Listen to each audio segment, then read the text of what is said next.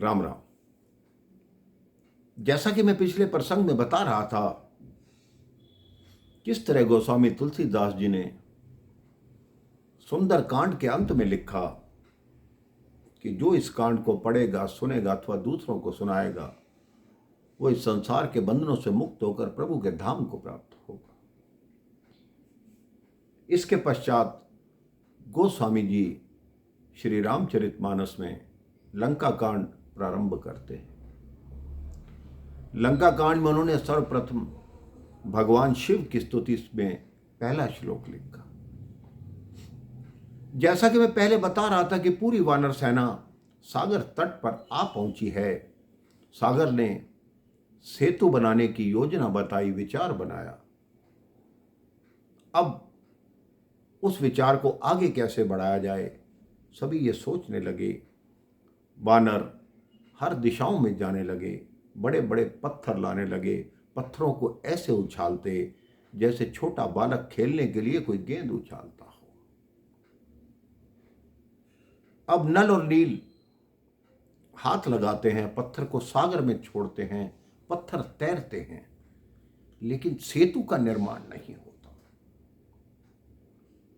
वो सब सोचते हैं अगर ऐसा हुआ तो सारा परिश्रम विफल हो जाएगा। ये बात सब में फैलते हुए श्री हनुमान जी तक पहुंची। हनुमान जी वहां पर पहुंचे और उन्होंने एक खड़िया ली। एक पत्थर पर रा लिखा, दूसरे पे मां लिखा, और इस तरह उन्होंने वो दोनों पत्थर सागर में जिस तरफ राम लिखा हुआ था उस तरफ को सागर की तरफ रखा, ताकि श्री राम नाम का और जल का समन्वय होता रहे। वो पत्थर आपस में जुड़ गए।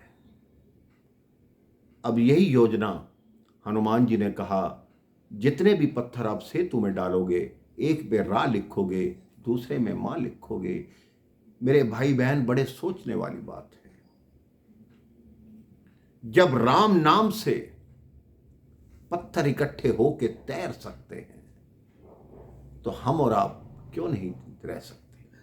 आज भाई भाई की नहीं बनती, भाई बहन की नहीं बनती। आप देखिए, कोर्टों में हजारों केस पड़े हैं, सिर्फ जमीन जायदाद के लिए आपस में लड़ रहे हैं।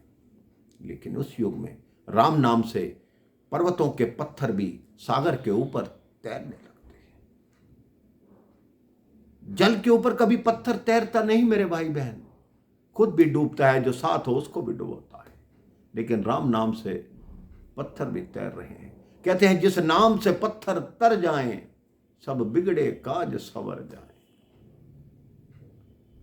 अब वो सेतु ने अपनी गति पकड़ ली। प्रभु श्री राम को ये शीघ्रता थी कि जल्दी से सेतु निर्माण हो, जिससे जो सीता को रावण ने 1 माह का समय दिया है, उस समय की अवधि से पूर्व ही हम लंका पहुंच जाएं। अब अलग अलग दिशाओं में सारे वानर गए। हनुमान जी ने सोचा, 4 दिन परिश्रम हो चुका, अब मैं ऐसा करता हूं, एक बड़ा शिखर लेकर आता हूं, जिससे ये होगा कि सेतु का निर्माण जल्दी हो जाएगा। हनुमान जी हिमालय पहुंचे।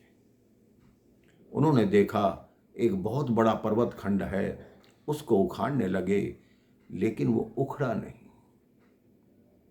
हनुमान जी ने सोचा, मेरे में तो इतनी शक्ति है कि मैं पूरा हिमालय उठाकर ले जा सकता हूं, लेकिन ये छोटा सा पर्वत शिखर मेरे से क्यों नहीं उठ रहा?